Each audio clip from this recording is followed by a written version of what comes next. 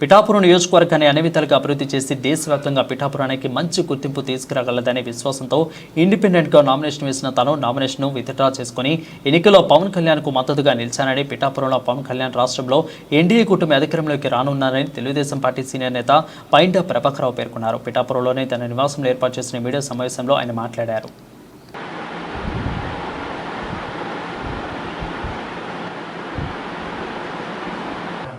పైండ వీర ప్రభాకరరావు అనే నేను 1946 సంవత్సరంలో పిఠాపురంలో జన్మించి ఉన్నాను. 1960 నుంచి రాజకీయాల్లో ప్రవేశించి తెన్నేటి విశ్వనాథం గారి శిష్యుడిగా పిఠాపురంలో రాజకీయాల్లో చురుగ్గా పాల్గొని ఉన్నాను. పేకేటి తమ్మిరాజు గారు 4 ఎలక్షన్లో మేము కష్టపడి పనిచేసి ఉన్నాము.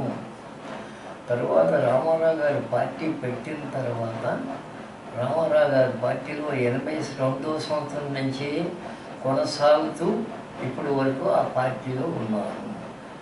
2-3 సార్లు రామారావు గారి దగ్గరికి పిఠాపురం యాస్పిరెంట్గా నేను ప్రయత్నం చేసి ఉన్నాను.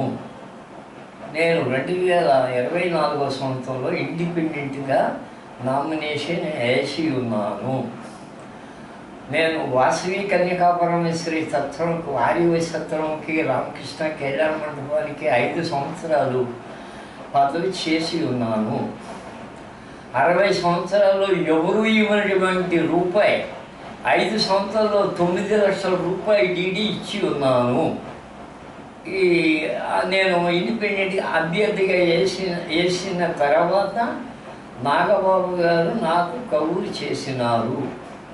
పార్టీ పరంగా మీకు చాలా మంచి పలుకుబడి ఉంది, మీరు ఇండిపెండెంట్గా విత్డ్రా అయిపోండి, పార్టీ అధికారంలో రాగానే మిమ్మల్ని మేము పరిశీలిస్తాం.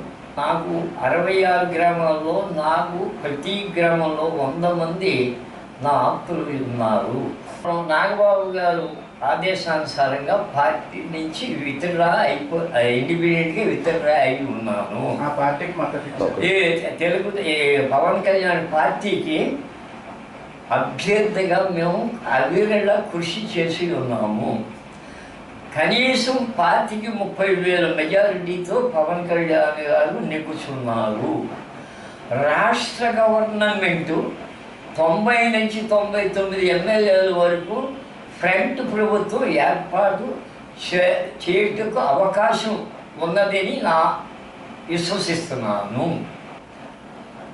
పవన్ కళ్యాణ్ గారి ఎమ్మెల్యే శాసనసభ్యుడిగా ఎన్నికైన తర్వాత పిఠాపురం నియోజకవర్గమునకు ఎక్కువ నిధులు తెచ్చి పిఠాపురం నియోజకవర్గం అభివృద్ధికి కృషి చేస్తారని ఆశిస్తున్నాను.